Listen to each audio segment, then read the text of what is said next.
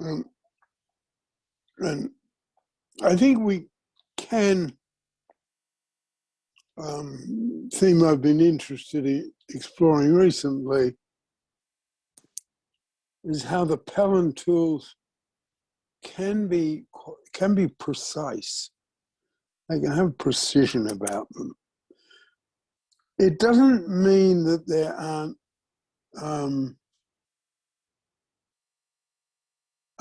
complexities.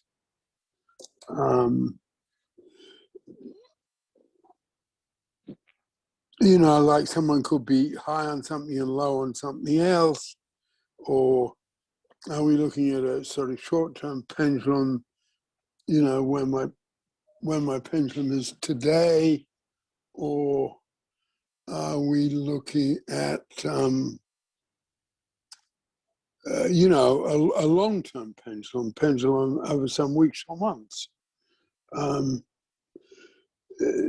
So there are those points of complexity, but I don't think there is really any doubt about the precision. Okay.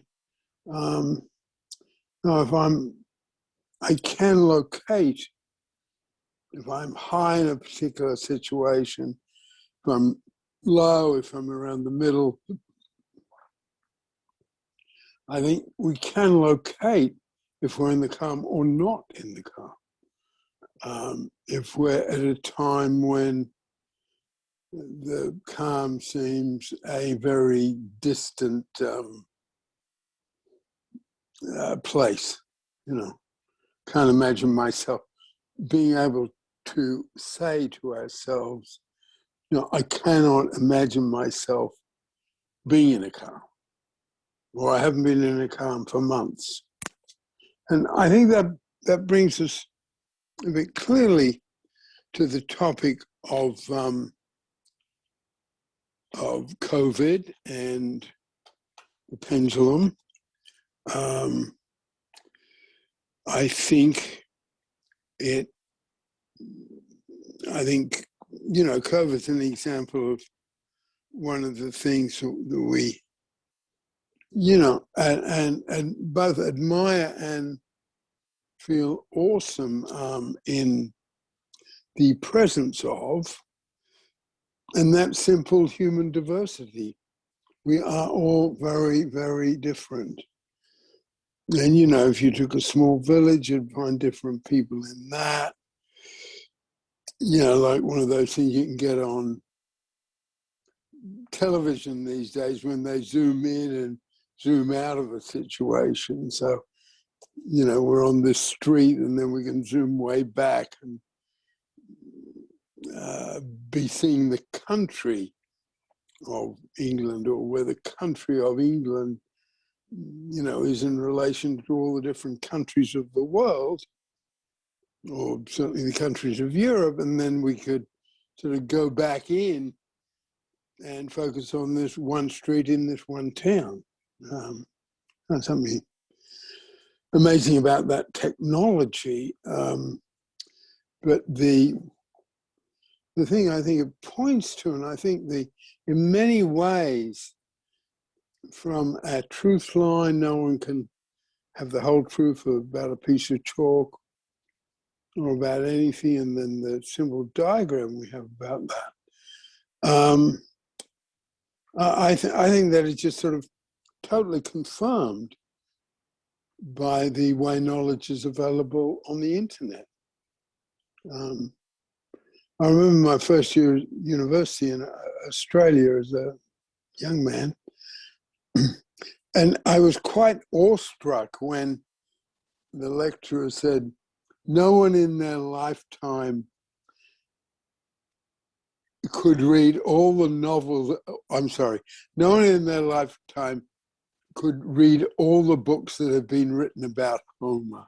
And that just sort of struck me. I'm a 17-year-old kid in, you know, rather nice University of Sydney. Over this, you know, I guess challenge, you know, look, you know, you are not going to be able to read all the books about anything, young man. And I think, you know, that spirit of David's, and going back to my university days, you know, the Greek philosopher, very early, before Socrates, Heraclitus, said you cannot step into the same river twice.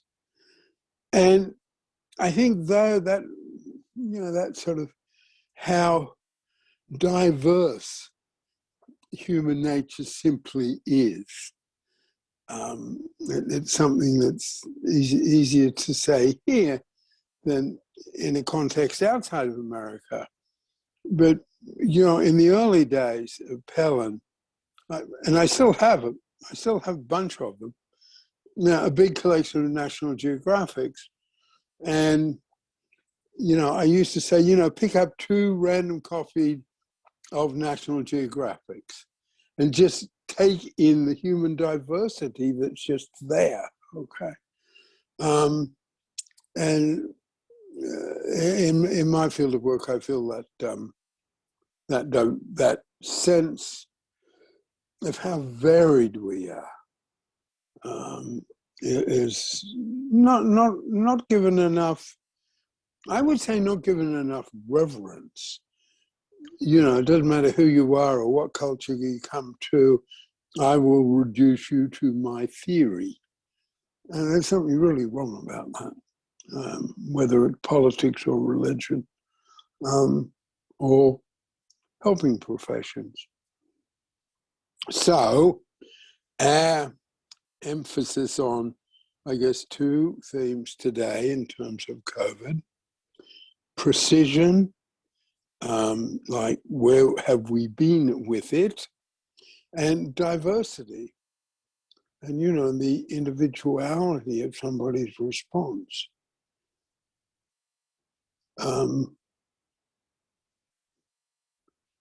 And, you know, it came in as a sort of odd news item. And, you know, some people follow the news avidly, like I do, and some people don't. So I guess it picked up the, you know, different people would have picked up at different times when it first came in. And then, and I guess this is the point of human diversity, and I think it has its relevance to the pendulum and COVID, because, okay, the news came in and different people took it different ways, but also different countries took it different ways. And I think it's the case, certainly the case with New Zealand. You know, New Zealand's a very small country, but, you know, it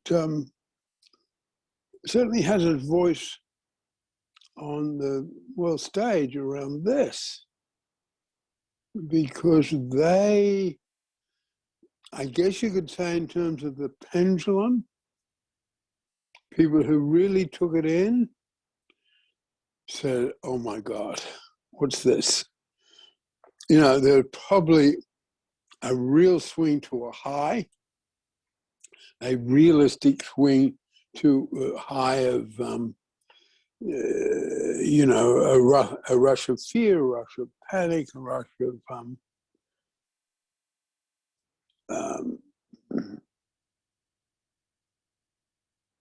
awareness that for some people, it wasn't a surprise but a shock. People who work inside that world of trying to predict when COVID's going to come along.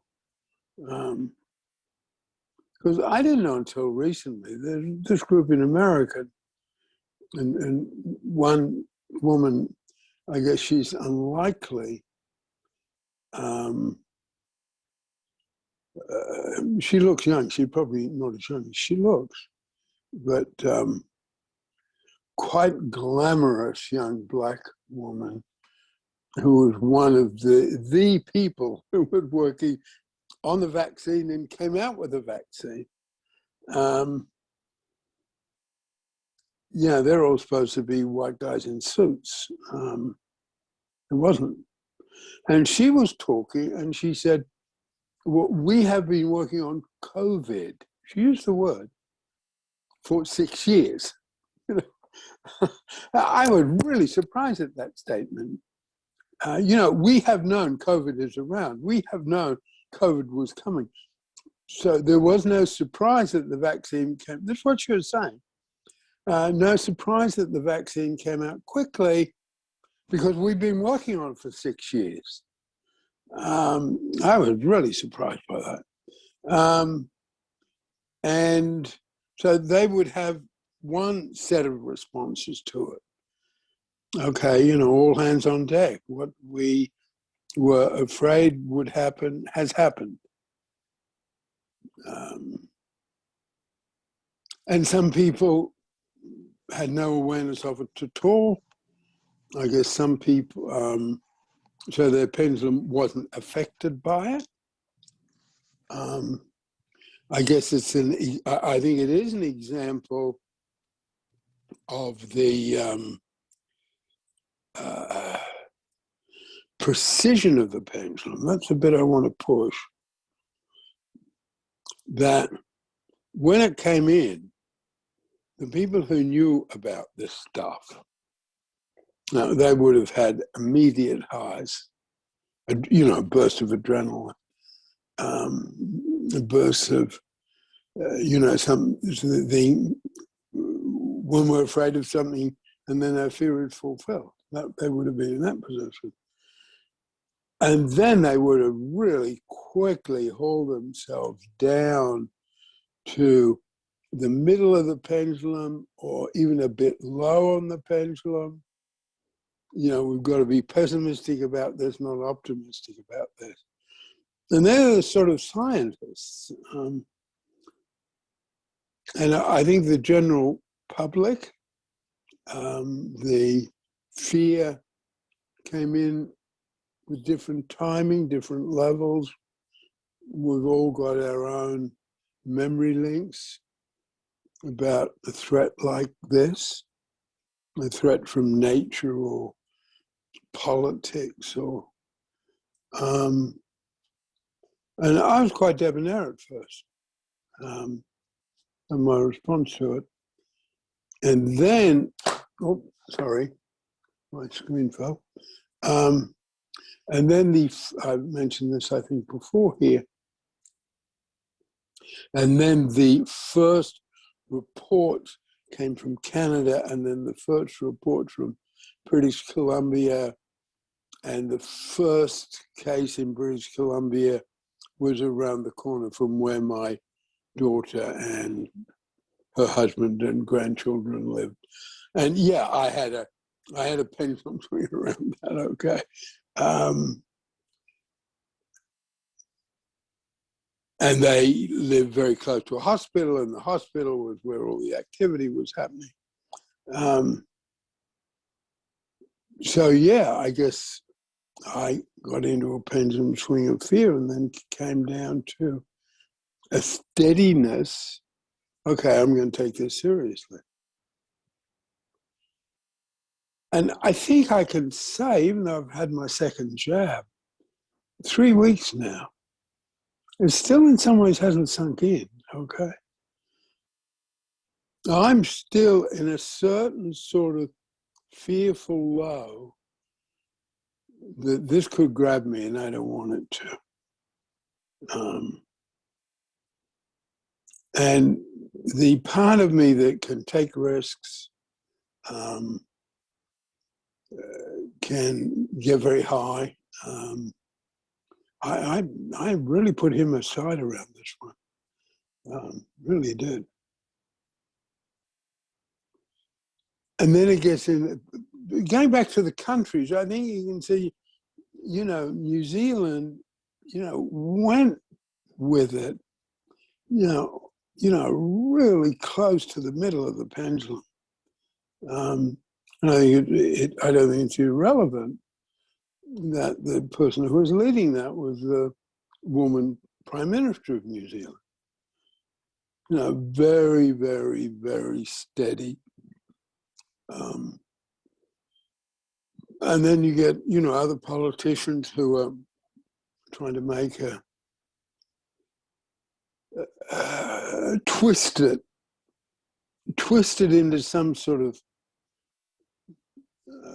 political message, and get people high on that.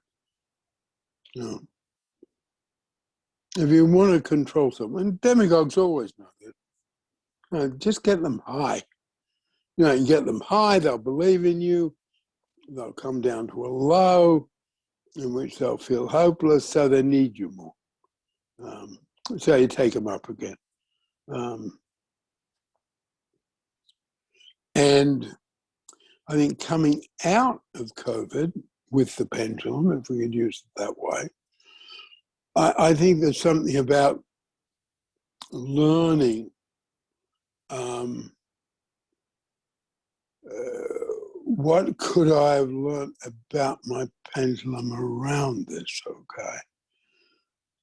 And I guess mine was being enough in the middle of the pendulum that I'll take on my age, but I won't freak out about my age.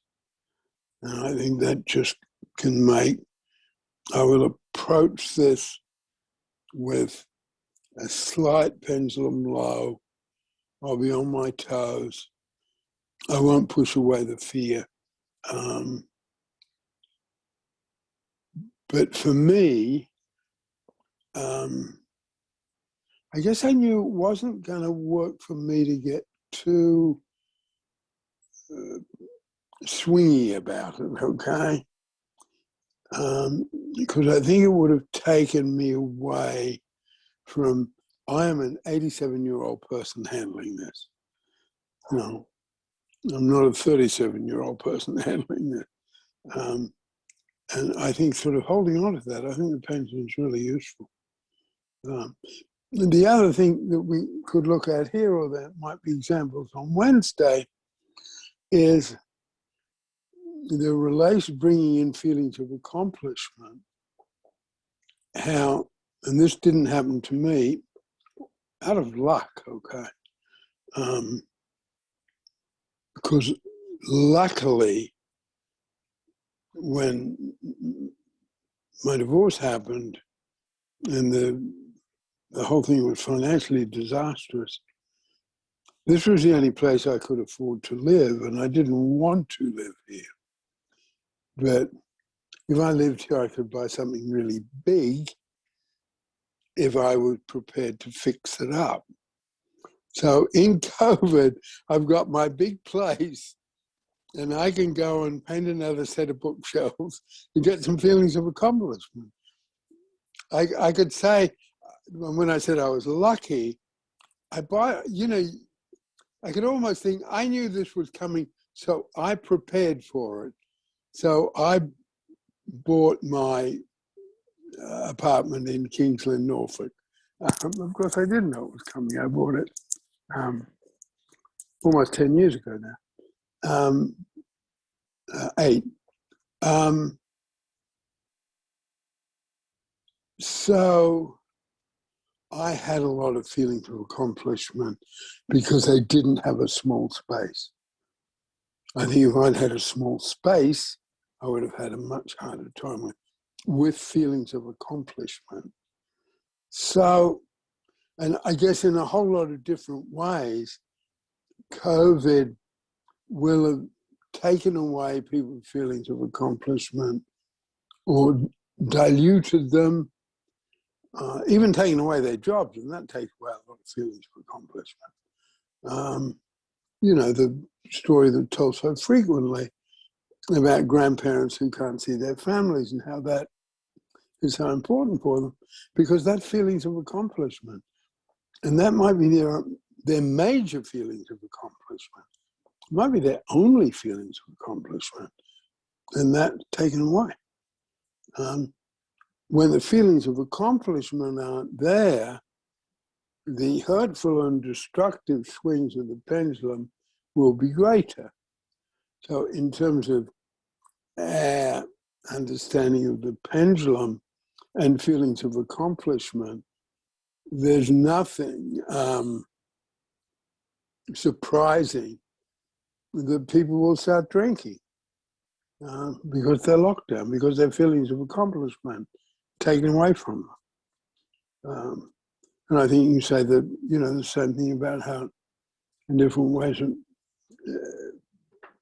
hard for kids, because, you know, so a lot of feelings of accomplishment were tied up at school and in the school room, not in the Zoom room. And coming out of it, I think there's a chance to look at what feelings of accomplishment were so important to us that were taken away from us, okay? Anyone want to comment or come in there?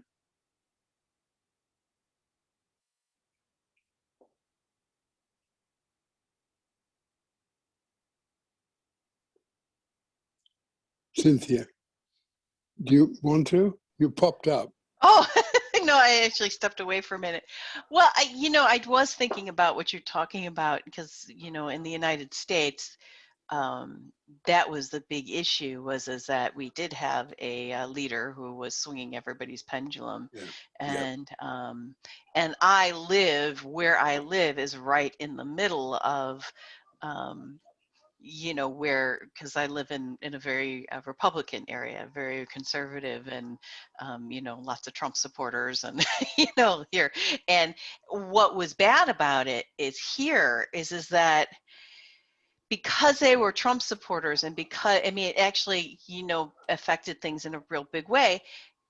Wearing masks was a big issue, a political issue, and and taking precautions, which made the lockdown, made it so that we couldn't do things like go to the store. I've got diabetes. My spouse has got an autoimmune disorder, and we're both heavy, so we have a lot of risk factors. So it actually kept us locked down more than we even had to be because we couldn't count on any. In fact, we still got two next door neighbors who haven't been vaccinated, and like one's in his 80s, and the other is probably, I'm not sure how old she is. I think she's in her 70s, but she's got a lot of health problems. And they're like, well, did you get vaccinated? No. I'm like, it's like, you're the people we're trying to protect. And they won't get vaccinated, in part probably because of all the crazy rumors and because it's been a political issue. And in fact, good neighbor Len, who I love, he's been mowing everybody, he's mowed everybody's lawn. Now he's finally asked us to pay, which is fine, but that's what he does. And I think he gives him his feelings of accomplishment, so we just go ahead and even though so but he's like, I don't believe in this virus. I'm like, okay. So he hasn't got it, so thank goodness. But that whole thing of people around and going to the stores and you, because you don't have, it's not a situation where everybody's following the rules. And in fact, here most people aren't following the rules, so it's a little in restaurants we're bragging about where we're open even when they were supposed to be closed. And then people say, well, I'll go to the restaurants that stay open. I'm like, okay. so anyways, that and I think that really added to the stress because we couldn't count on our neighbors to follow the rules. So you had to be much more careful here. But it's really funny because in terms of Peter, what you were saying about almost being prepared for this without knowing about it, because except for the goofiness of the neighbors, we were actually in a really good situation for this to happen. I mean, I had done like a year or two ago, I did some very heavy spiritual work, which actually helped. So I don't have the huge pendulum swings I used to have. And there's just all sorts of little things that it was okay for. I mean, except for if I wasn't paying attention and I didn't listen to the news, which I couldn't stop doing. um but I'm actually thinking about this. I felt bad about it then, because there was at the beginning of the pendulum, I was checking the news I was checking the numbers every day, sometimes a couple times a day. But, I don't think I've checked the numbers in weeks. um and then I went to a big low. But yeah, I think it's this has been a crazy, and so it's hard. And, and I wonder if how much you don't really talk about this, but sort of a sense of gratitude, like, for things actually helps sort of keep things a little positive. For us, it wasn't that bad. I mean, all things considered, I didn't lose anybody, at least not to COVID. I didn't lose anybody close to me, although people surrounding me have lost people, but I haven't. We didn't get sick. Financially, we're okay. We didn't lose any income, because my spouse was able to work from home. So I think that just having that helped. But so I guess that's it. But and I think, the one thing, maybe from a high to a swing to a low, last year, actually right before I had this inclination to deal with to do the garden, and I did. It was weird, and I'm glad I did, because I worked out. But this year I have like absolutely no interest in the garden, and in fact I've got to do some of the, I didn't plant anything except for, and I haven't even been really tending to the perennials. Like I've got to do all the the irises are my grandmother had planted. That the garden was something, because my grandmother used to live upstairs. That's why my aunt bought this property. We lived downstairs, my grandmother lived upstairs, and so we took care of her. But she passed about 6 years ago now, 5.5 years ago.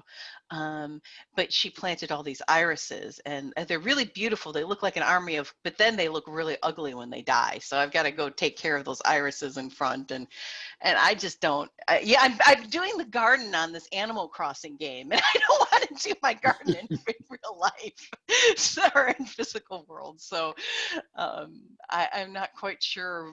Maybe I don't know. Maybe that's the high and the low, but it's also, I think, an accepted effort that turned into a rejected one. I kind of know part of what happened with that, but I have to get that to be an accepted effort enough, at least to clean up some of the ugly parts. So, and to. Yeah, I also think, no, that's a good one. I think it's a good example of seeing if you can turn a rejected effort into an accepted effort and make it real powerful. Feelings of accomplishment by deadheading the irises, okay? I like that. I think one of the things that COVID's got in terms of pendulum is sort of understanding the lows and the way you spoke. Even the fact that the irises were planted by your grandmother. But then you said, we were okay, we weren't, threatened financially. I think that almost weighs, and what I talked about this place, and, it was an unlikely purchase on my part, and then it worked out. And then all of a sudden it was totally appropriate for this terrible pandemic that was affecting everybody. But I think within that, and I think within the whole COVID experience, there is something about understanding the lows of the pendulum, okay? Understanding how pervasive they can be, how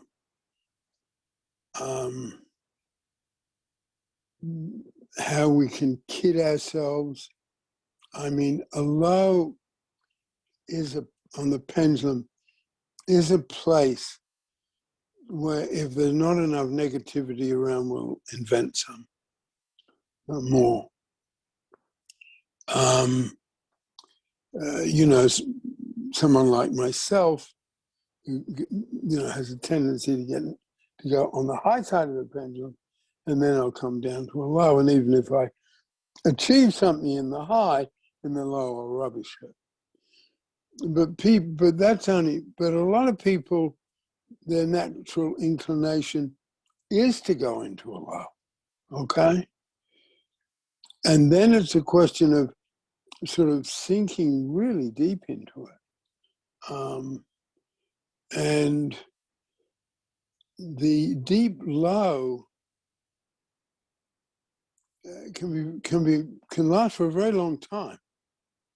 The lows last much longer than the highs. Something can go very easily from an unpleasant low, which is depression and guilt, to a pleasant low, which is martyrdom and self-pity. And they can sort of just flip back and forth between those two and sort of reinforce each other. And if someone is prone to that sort of pendulum swing, and then they're locked down, and that's the phrase, you know, they're almost locked into their own low. And this is, you know, our approach, not everybody's approach. But the temptation then to, you know, go for a chemical solution to it, whether it's medically prescribed or not medically prescribed. Because, you know, I feel lousy in the low, and with this I feel better. Just that. But on the low side of the pendulum, and in a way you could say that COVID is a particularly good sort of pendulum laboratory, okay, I'll use that phrase. Because people are locked into their own lows. And, you know, almost contradicting the thing I just said. If something chemical that's medically or not medically prescribed helps someone feel not trapped in that low, well, I'm not going to be opposed to it. So, I mean, that's the contradictory stuff in Pelham. Just to put it in Pelham terminology, perspective, you know, the bottom line is bringing in evaluation strata, right? So the bottom line about whether to go through the agony of the low, because that's what, you know, pendulum lows feel awful. Actually, the unpleasant one, we feel horrible. It's that simple. Whether they go through that agony and come out of it slowly, because that, in terms of pendulum theory, that gives us a chance to get into the tolerable low of the pendulum, and then to get close to the calm of the pendulum, where we've got all sorts of reserves of strength. Yeah, Cynthia. Actually, that part of the pendulum theory actually helped me a lot when I've swung into lows, and it is that sort of, because I think before my idea, because I have a part of me that, you know, it gets very annoyed with myself during the lows, and just knowing that the idea, and wants to get back into a high to get busy and working, and knowing that the goal is not to swing back into a high, but to go to the calm, actually helped me. So like okay, no, I'm not trying to get high, I'm not trying to get enthusiastic, I'm just trying to get into the calm. And it's like, okay, that's all right then. Yeah. You know, and Yeah. that's a little better, because, you know, because, yeah, I think that just having that part of the theory it was very helpful to me. Yeah, and I think that's crucial to the theory, and I don't emphasize this enough. But the thing to do with a low is come out of it slowly, because that thing I've identified, that being tired, certain resigned tiredness can really be a place from which somebody can change fundamentally. I'm not saying everybody, but that depends on coming out of the low slowly. Because I guess if we come out of the low slowly, and I think this is COVID,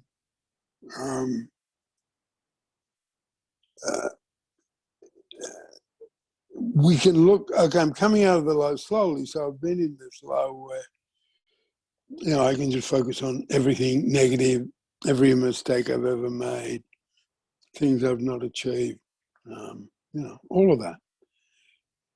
If I can come out of it slowly, and then even so in terms of the diagram,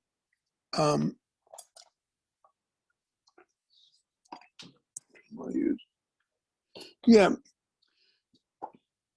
coming out of it slowly, okay, even being in the compulsive area a bit, but where it sort of changes from red to yellow, even that's a place we can feel pretty awful, but that's a place we can look back and think, God, look at what I came through, okay?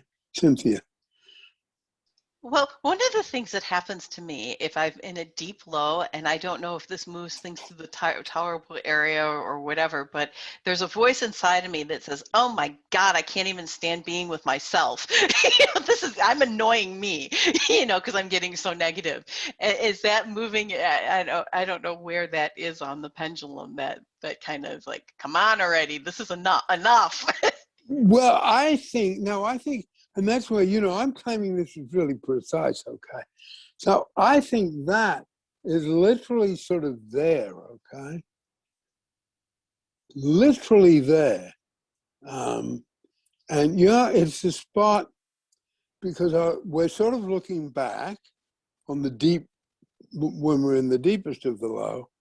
Oh my God, I was there. But come on. And come on is almost take one step up, organize one set of books on the shelves. Do some small thing that'll bring you feelings of accomplishment. Because the thing about coming out of the pendulum low is getting small feelings of accomplishment. And they are often domestic or in some sense, might come from our childhood. Yeah, your grandmother's irises. Me washing dishes and cleaning the kitchen, because I think I was very young when my mum let me help do that. And that can sort of small feelings of accomplishment. The danger here, and the danger of not coming out of it slowly, is, oh, okay, I've got this new project. It's going to solve everything. I get incredibly enthusiastic about it. I try and bring in some other people into my enthusiasm. So I go from there just way up here, way up to an enthusiasm high. They're the ones that are dangerous for me, okay? And then that defeats another low. The whole strength of the middle of the pendulum is wiped out. One of the ways I saw the nature of the pendulum, there's a guy I work with called Jack Lynch. I'd mentioned him before here because he's very important in my life. He'd been a drunk, he'd been a criminal, he'd sort of gone through the war, Second World War, sort of lost everything because of drink. I ended up having a fairly heavy time in prison. That's when my boss, the person Victor and I talked about on Wednesday, you know, was his parole officer and then hired him as a counselor, okay? And, you know, and it's sort of almost in a theoretical way, he had not lost the strength of his calm or the strength that resided in his calm over all those years, and probably 30 years, probably 2 or 3 decades, of just pendulum swings all over the place. When he got, and this is the way I sort of I talked it over with him because he also really liked Dave. And I said, you know, and his calm did not go away. He just didn't have any way to access it. So if we come out of the low slowly, then we've got a way to access it. Now, you know, a way to be forced to stay in a long low is to serve a long time in a prison. Okay, I mean, that almost goes with the territory. And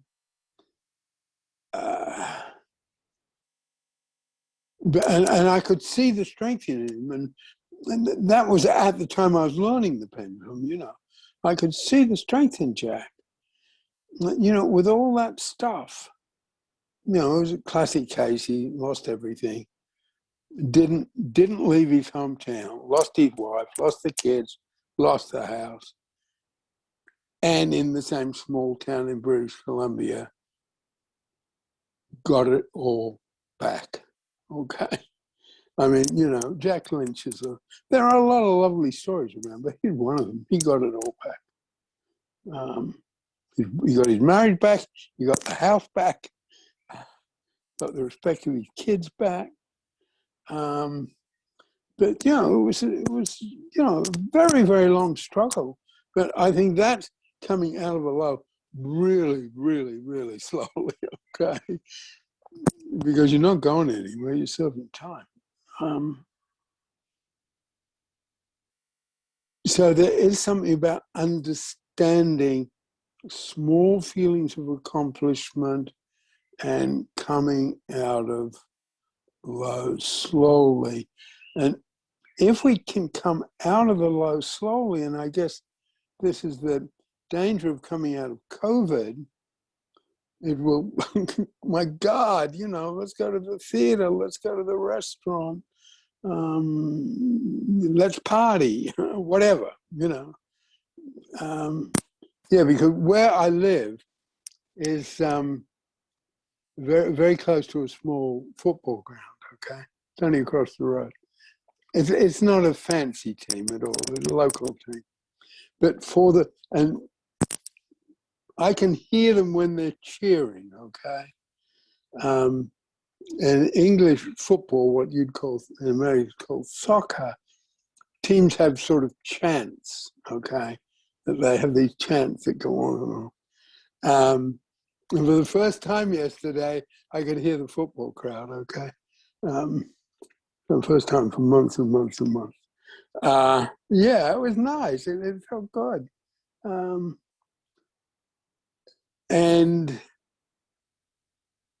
But I think the danger is come out of a COVID quickly, get up to a high, normalize life, and forget what it was and where it came from. And I think that's where the pendulum and the low side of the pendulum, so I guess is a theme of today's talk, the low side of the pendulum is a great place to learn what we've come through, to look at it. And it's quite stark, because in the compulsive low there, we were rubbish feelings of accomplishment. We would just rubbish them. Recent ones, past ones, the whole bit. You know, let me tell you 10 ways I've been a lousy parent, or someone saying, oh, I'm a bad son to my mother, or bad son to my father. You know, we just focus on, we just focus on all the negativity here. And if you remember, almost the trick between the compulsive low and going to the tolerable low is that one positive bit that somebody will put in. You know, in the deep low, everything's negative. You know, I've never published a book. I'm not on top of the bank account. I should have sent postcards to my grandchildren. And the political situation is appalling. And I haven't been to the dentist. You know, there's a part of Pelham training. If you listen to that, there's not one positive statement. They're all negative. That's the tip-off to a compulsive low. And you can learn to hear it.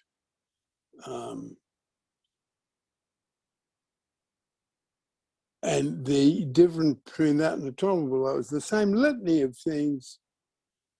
But Gabe came up and visited me last weekend, and it was really good. You know, the one bit.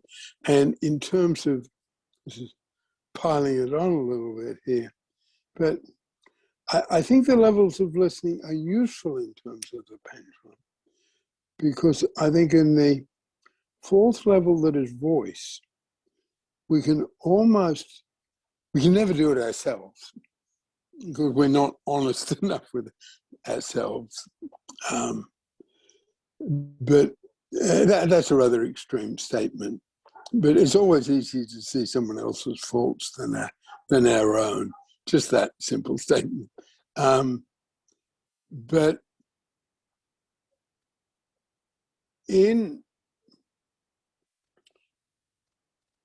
you can hear in someone's voice, it's very, very clear whether they're in a compulsive low or a tolerable low. It'll just be there. It'll just be there. Train your mind to do that. And if I just sort of flip this over for a moment to combine pendulum with a nourishing family,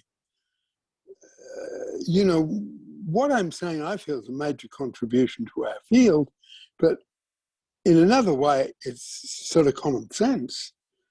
And in a nourishing family, a parent, or it might be a big sister, will pick up, uh-oh, I don't like that.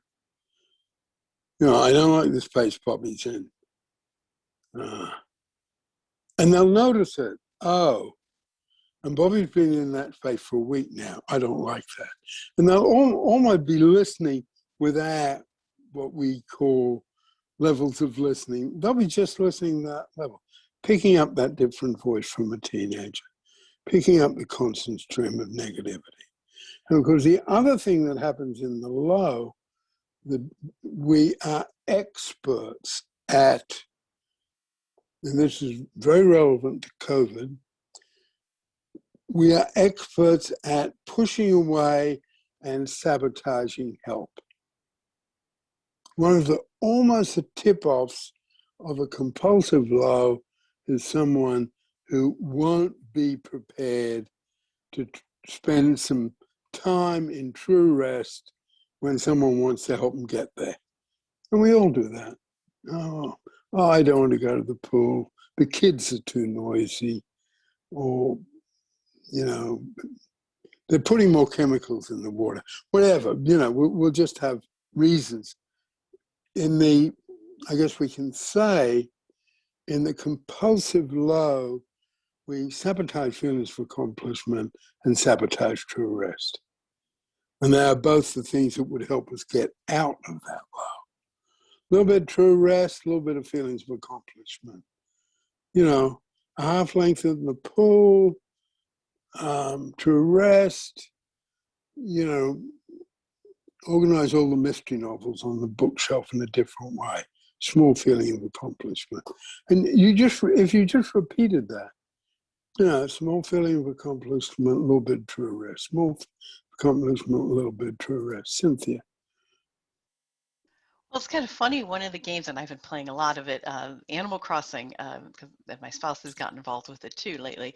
But one of the things about it, I think, is part of why it probably got so popular during COVID is it like gives you these constant feeling of accomplishment. You get little awards for like little things you do: catch 5 bugs, plant 5 plants, water. I mean, they're like little chores that you do, and you get points for it. Like, and every Sunday your the house that you put together gets judged by the Happy Home Academy.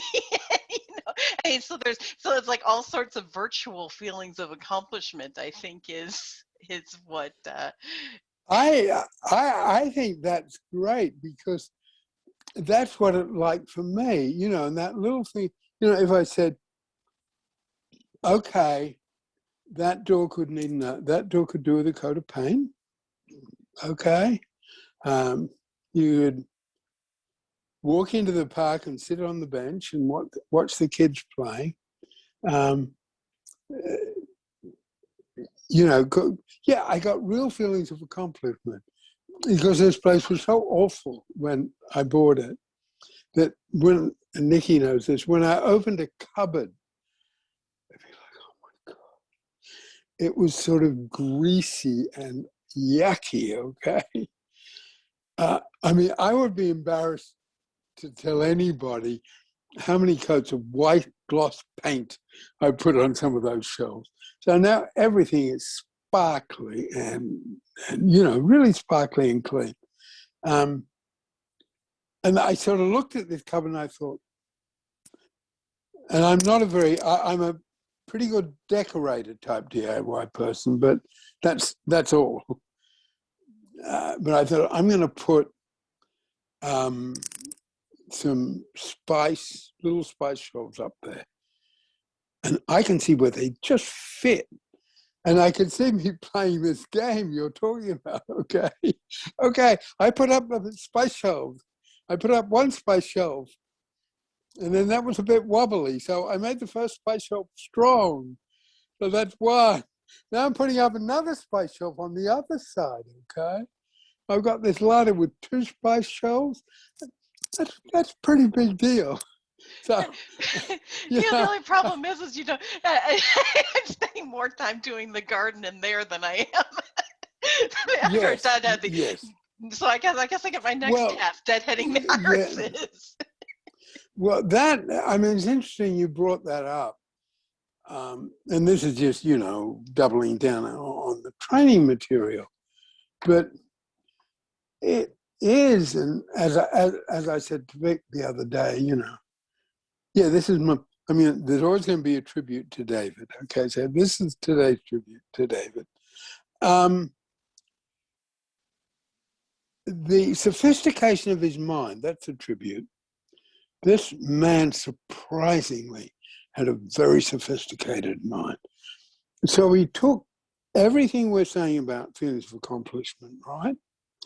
And that, which is relevant what you just said, Cynthia, you can get addicted to feelings of accomplishment. And that can narrow you down. So you're getting the feelings of accomplishment, but you're not getting other stuff done. Now, it's a very sophisticated definition of being a workaholic. And that's where he had it, the code of negative around the positive and the code of positive around the negative. So there's a code of negative around feelings of accomplishment that they can take over. They're so powerful. And then true rest, I haven't taught this much recently. He said the other side of true rest is what he called escapism and what we call addiction. So I think things that start as true rest become escapes and addictions. And he sort of made the concept of escapism broader almost than sort of substance abuse. And I know that I've never been close to having a substance abuse problem.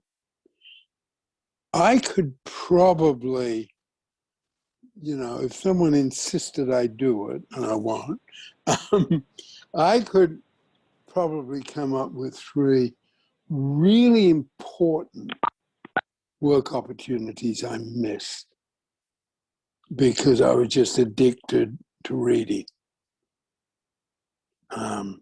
Yeah, I could.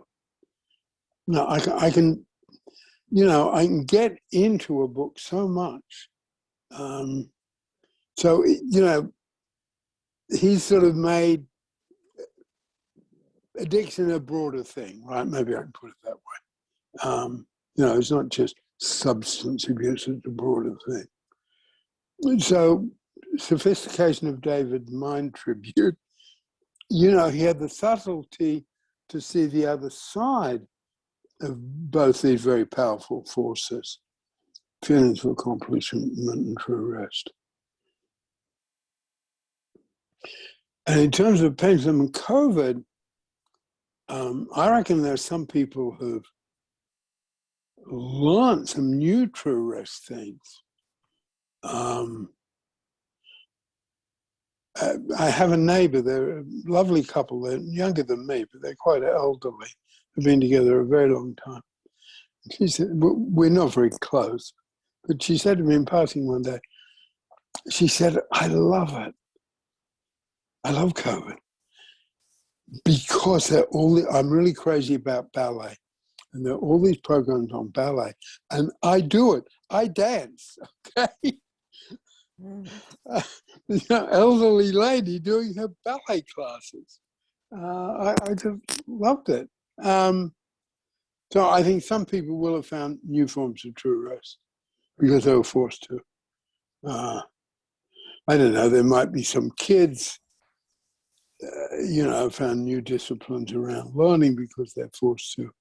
But that's luck, isn't it? That's not something we want to depend on.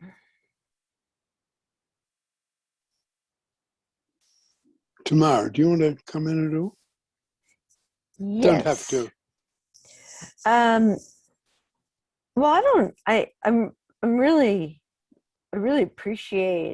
like this pendulum. It's very helpful for me to even begin to think about, organize myself around the day today, because this is the start of the day. And I don't know if I'm looking, but I am thinking about 2020. And I don't think anything has hit me as hard as COVID did. And I was taking a lot of hits, but something about, let me think about that. There's something very claustrophobic about this virus, that it was global, so there was no escape. Psychologically, that there was no normal to reach for. Like in any movie or story, you get kicked out and then you fight to find your way back, and there's no back.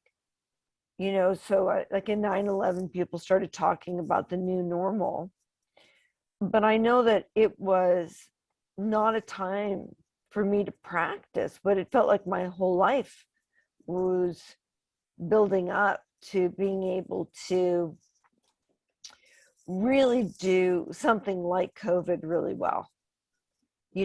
I've always been good alone. I've been able to manage my expectations and ambitions. I've learned to work with less, and I'm just an absolute mess. So it's like, oh, well, that's an education. And I had clients and other people, and I would see them managing the same thing and having completely different opportunities that they saw, for themselves coming out of this disaster. I didn't know anyone who lost anybody to the virus, including myself. But I do know that I have clients now, and I haven't been able to predict which ones they were going to be. Very interesting that since this lift, there has been, where I am geographically, incredible resistance to letting their hair down, letting the mask come down. Masks are firmly on, and there isn't, I can't feel it. I can't feel the lifting of the pressure. In this city, there's a glum, I guess, a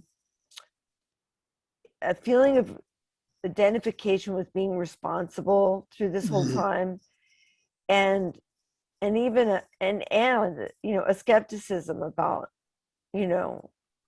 believing what you're told. So it's obvious here that people are saying, yeah, it's nice of you to say so, but you've said a lot of things already. So it's not a celebration, actually. To not wear a mask is risking being seen as somebody who doesn't care about the most vulnerable. Still, so, and it confuses me, because it's like in defiance of what we've been told. Like, if you believe in the science, they're saying believe in the science one way, but not in the other way. Yeah, which is, yeah. If you're outside and you can't see anyone on the same block you're walking on, and and you're at the freaking beach, like, you can take off your mask. So what does it mean that people aren't? And what does it mean for me? At any rate, blibbity blue. I think that they're what I've seen in clients is that there's something that I would call like COVID low. It's the comfort now is at the low end of the pendulum, and there isn't want to go swinging to the positive side at all. It's like we're safest if we stay here. And there's feelings of bitterness and depression, and I wonder about it. I really do. I think that there might be feelings of betrayal and anger in the way that our country handled the pandemic, so that it's trying to lure people out of the, I think it's they're not uncomfortable. What is that called when it's a comfortable low? Pleasant low. Pleasant. I can see that and I can see in myself as well, that there's a draw to stay in the pleasant low, not the compulsive, but just the pleasant. And it reminds me of my grandparents, where, being Holocaust survivors, they didn't want, don't look for trouble. So actually, don't go outside. Where are you going? Stay here. And a good day was a day in which nothing bad happened. And that's maybe some of the legacy that we need to be aware of now, being traumatized ourselves, that some of us are going to respond like my grandparents, which is to choose that no news is good news, and that really there is a lot of suspicion around happiness and joy. And if there were signs of that, it needed to be smacked down. And so my only thought is that, you know, they were so excited to begin to take on life together. And they kept, you know, like there was, oh my God, my grandfather would say, and the Cossacks, you know, they were coming and they were coming and we were running, and the communists and they were coming and we were running, and the Nazis and they were coming and we were running. And then they get to America and then they make a business, and then, you know, there's a burglary and da da da da da. But finally, you know, it's very hard to coax an animal out that's being abused and scared and it's hungry. You know, it's like the best you can do is just sit there and try. I'm trying to keep myself and my clients company in their pleasant low until they notice that there's someone else there. Because there's something about relationship that can begin to take just the thoughts that are going around in the head, which is what the shelter in place. If you were solo, all you have is your own thoughts to have a relationship to reality. So, you know, to have some others to be in relationship with, for me, I realized, and it was not my idea, that I could not survive if I didn't make a pod. In the 5th month, you know, I was like, I have to be with others. I was really afraid of killing people I'm supposed to take care of and love. But I came crashing through the door of my mother's apartment and her husband and a little dog. And it's like, I need you guys. I need to be here. What do you do? Oh, you eat dinner, you watch TV, da da da. I was like in a virtual reality game that was just me in my apartment.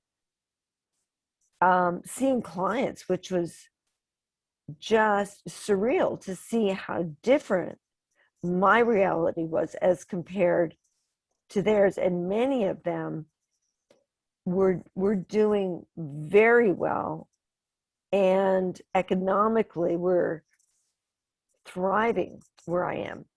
So it wasn't the story that you see on the news. They weren't waiting for their checks to come in the mail. So there were a lot of dangers, a lot of pitfalls, and I think I managed to hit almost every one. I fell into every just it's like, well, I had learned something about myself, which is if there's any way to do it badly, let me tell you how I did this, including at the end comparing myself with others to my own feelings of failure and detriment. It's like, oh, that's well done. What a nice way to spend a day. I was not painting a spice rack. You know, I was just dressing myself down. So what I wanted to ask about originally, having shared all that, I don't know what the fuck all that was, but I spent a place in trauma. And I am absolutely convinced that this part of this was totally memory links going back into as far as my grandparents. And I have a girlfriend, she too, with the Holocaust, her mother being German and having, you know, the Russians coming in, and it was a nightmare for the German citizens that were her mother, you know, and etc. but she and I together, it was like, it reminded me of Fritz Perls when you said that he left America when Nixon was voted in. Because Trump was president, my girlfriend moved out of this country. Yeah. She's living in Oaxaca. But she was also writing a fiction story that's based on her mother's stories and history since her mother had died. And I noticed that she politically is very, very dark for her this past year. And for me, I have to try to find a balance, but it's just that the Nazis are coming. That's it. Where I'm living with my memory links and my family.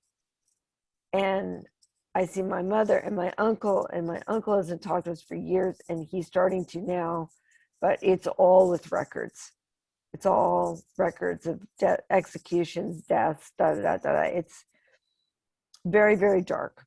So my response has been, personally, a lot of dissociation. I lose a lot of time. In the pendulum, where is trauma and dissociation? Because I know that the clients that Dave had must have had that in bucketfuls. I mean, with inmates and people who are incarcerated, they must have PTSD at the wing.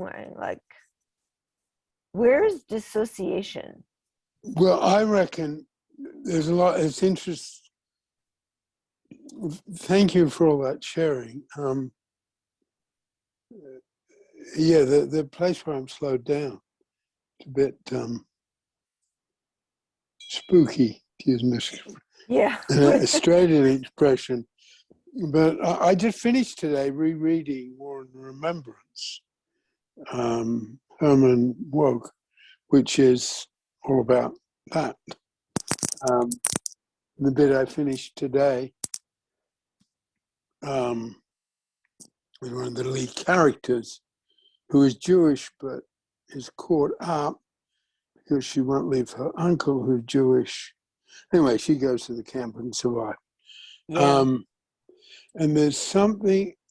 I know I wouldn't have left. I would have gone. I wouldn't have escaped. Yeah. No, Yeah. I know that. Now.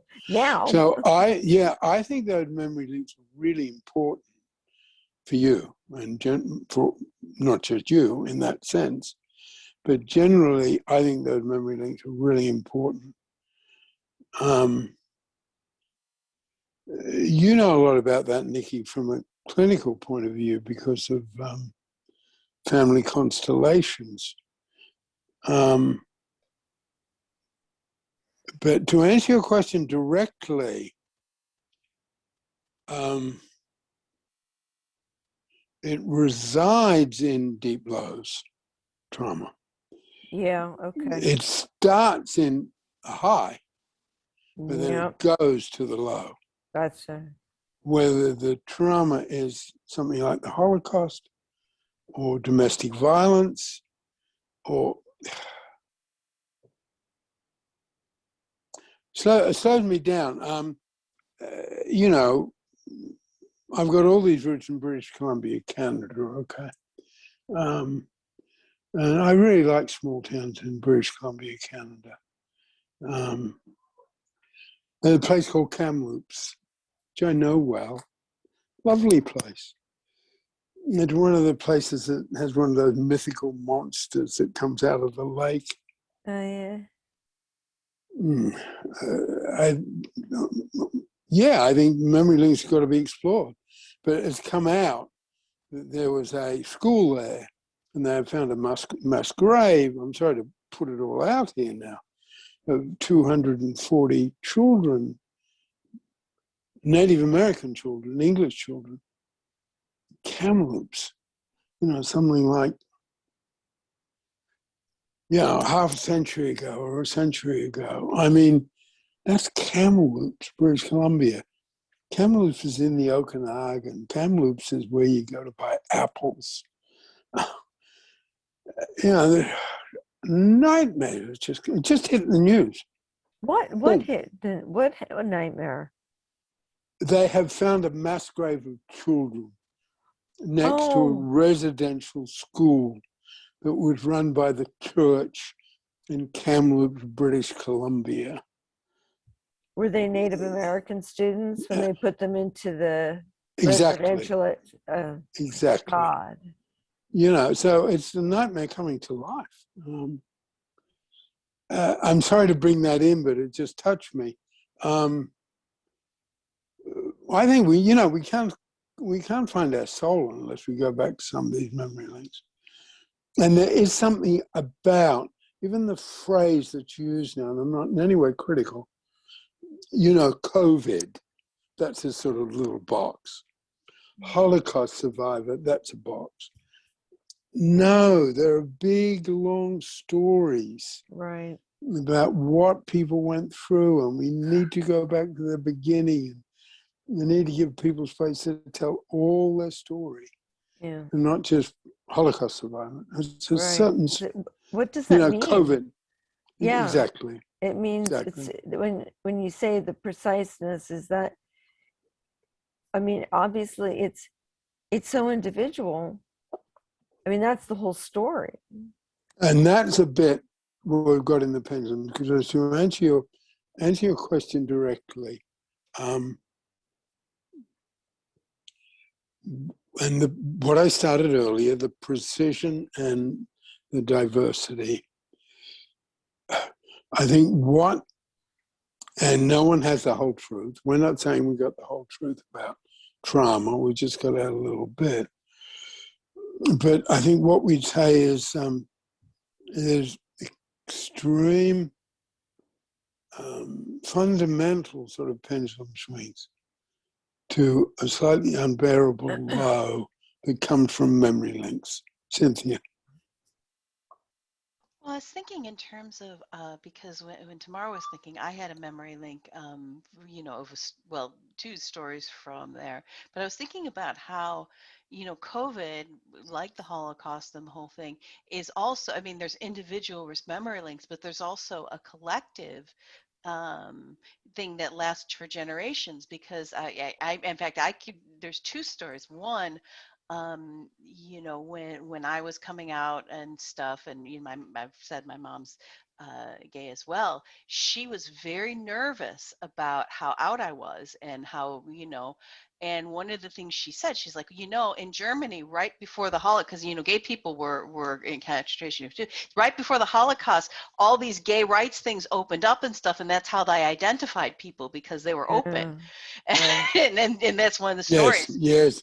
Yes. And another story that was told to me when I said, I think last week I was talking about when I was 17 years old, my grandmother took me to Sweden for my great grandmother's 95th birthday. But right before that, they were in Skåne, the very southern tip of Sweden. So it's actually easier it's actually closer to fly into Copenhagen than it is to go to Stockholm. You did, and I have cousins in Copenhagen, and of course Denmark had been occupied, and Sweden did some, so they actually were able to not be occupied, which is good and and bad in some ways. But they showed me when I was there where my wasn't a cousin my age, it was a cousin in my grandmother's generation. I don't know the exact relationship, but Herdis. Actually, it was a relative of my grandfather, Herdis, and there were still shot marks all on the stairs where up to her apartment. And then I got the story. My grandmother told me that my grandfather had actually been living in Denmark then. In fact, he had a reputation, the Dansk, which is the Dane. He wasn't Danish, but he lived in Denmark for a long time. And I guess just by sheer luck, he got out of Denmark, not knowing. He just left. He got back into Sweden like the day before Denmark was occupied. And he didn't know it. I mean, it wasn't like he had planned it. They didn't know it because they didn't know it was going to happen. And my grandmother tells the story. She's like, you know, and it's a really good thing too, because I know he would have been shot because he couldn't keep his mouth shut. So I'm like, but you know, Yeah. that kind of, but and that low about like my grandmother was like that too. You know, you keep your mouth shut. You don't cause trouble. Yeah. You stay, you keep a low profile. You don't cause trouble anywhere. But yeah, the whole thing, and just her, and just the way she was saying, she's like, he would have been killed because I know he couldn't keep his mouth shut. It's, Like, it's interesting you said that, because this book I've just finished, which is not a great novel, but it is very good history. And they said there, don't talk to the cop who talks sentimentally about his family, Right. because that's what all the Gestapos do. Right. They talk sentimentally about their own family and then get you to disclose stuff that'll cost you your life. Yeah. And you said that sort of universal memory links. I think that's, we need to reach back a bit and bring in Jung and bring in some archetypes of this, so we can claim the power of it. Because I think if you look at the power of the Black Lives Matter movement and all those relatively young women who are going into positions of great power, they're sort of drawing on archetypes. Okay, you'd almost have the gospel and the blues, were sort of almost formulation of these archetypes that'll carry generations forward.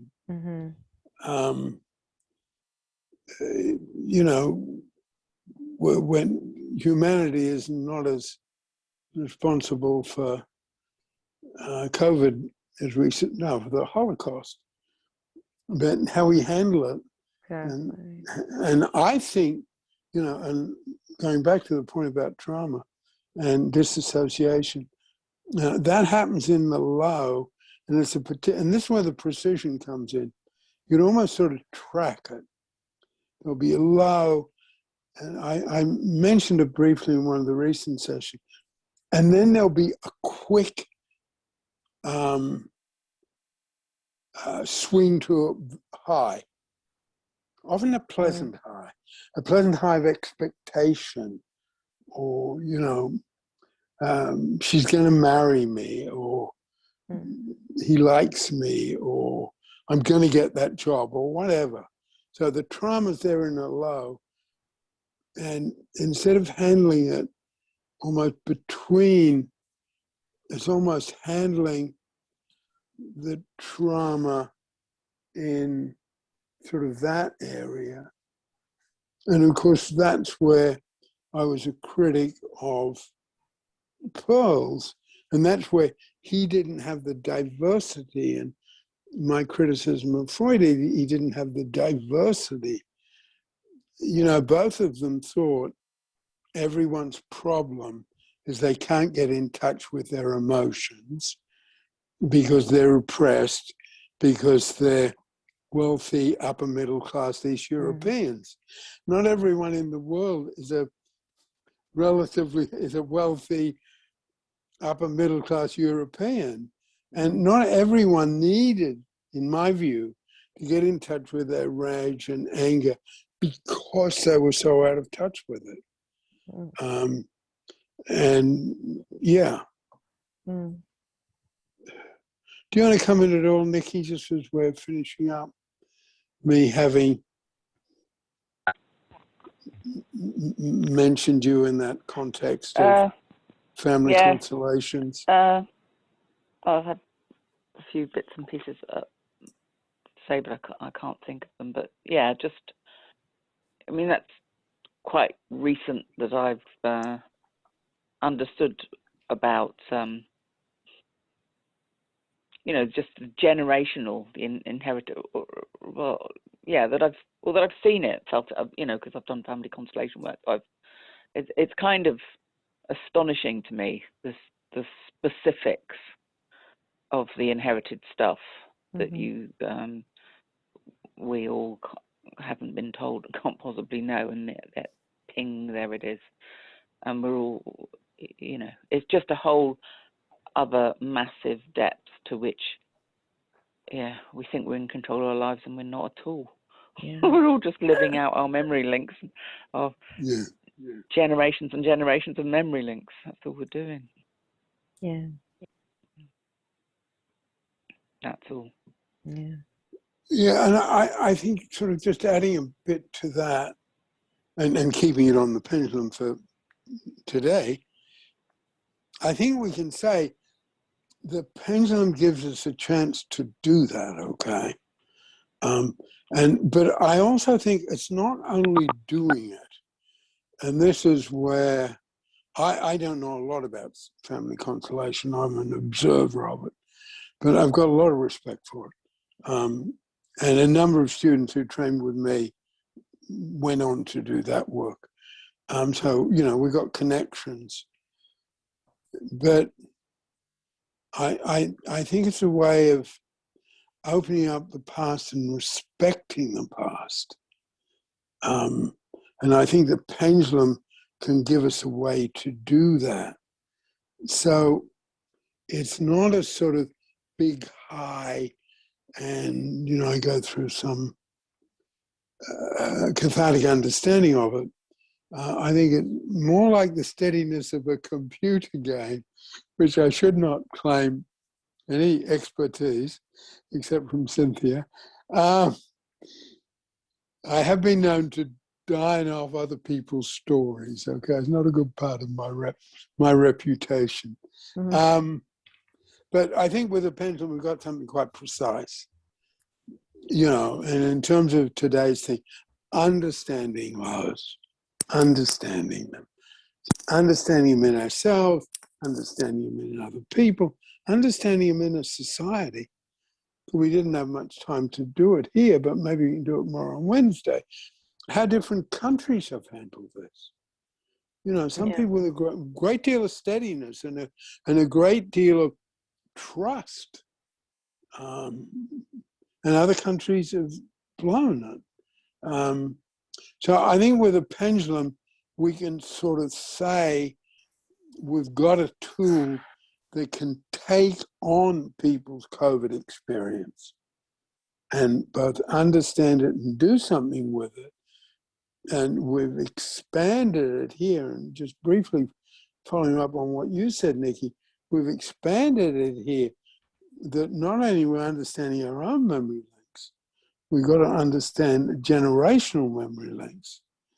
And some of the generational memory links will people in our generation who've been through stuff like that, or people who haven't. You know, Australia's been a very protected sort of country. Anyway, we got some coming out of lows slowly and with understanding. I think that's a way the pendulum can be useful for coming out of COVID. Yeah. Okay, we've got to stop there. Thank you so much for coming. And I'm in Norfolk, and it's a bit getting to be evening time. Cynthia. Cynthia, I'm in Kankakee, and it is just about a little after 1:30, and there's this beautiful little bird that's just chirping outside my window right now. Okay. Mary. Mary in Rosarito Beach. I believe it's still cloudy outside the garage. Okay, Tamara. Tamara in San Francisco. Everything's the same. It's just a little bit later in the day. Okay. So Wednesday is examples. So let's see if we can bring in examples of issues we've seen about people coming out of COVID or handling it. You know, we might know people or not know people who've been affected by it. And how, I guess what I'm doing here, I'm not saying we're ignoring the high of the pendulum, but really looking at the low of it. How is the low of the pendulum, you know, a useful tool in these sort of situations? Okay. Watch this space. Bye-bye. Bye. Bye.